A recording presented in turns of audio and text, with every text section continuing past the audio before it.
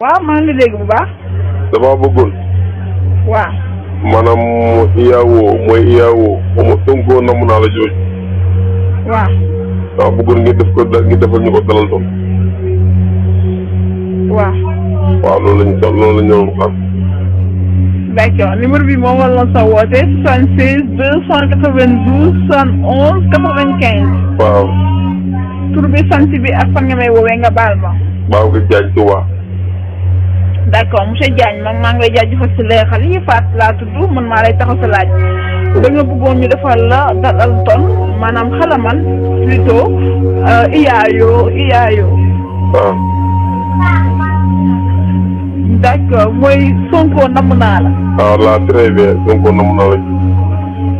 d'accord baal ma nga taaxilu ma xool jumtukaay yi. waaw.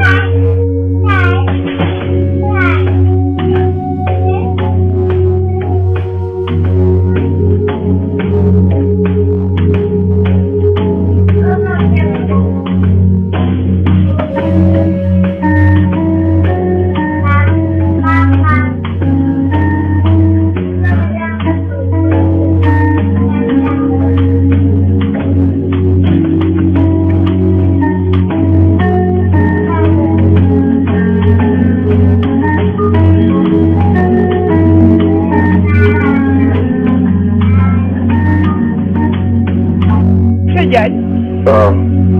maa ngi lay jaajëfal si taaxirlu bi d'accord su ma xoolee jumtukaay bi nag pour instant bii moom son boobu amagul. waaw léegi da nga ko lijjanti nag. ñu lijjanti ban son. son moom mooy IAO bi. d'accord nañ ci bàyyi xel incha allah. waaw loolu donc moo tax mën a woon. d'accord monsieur Diagne tontu bi leer na.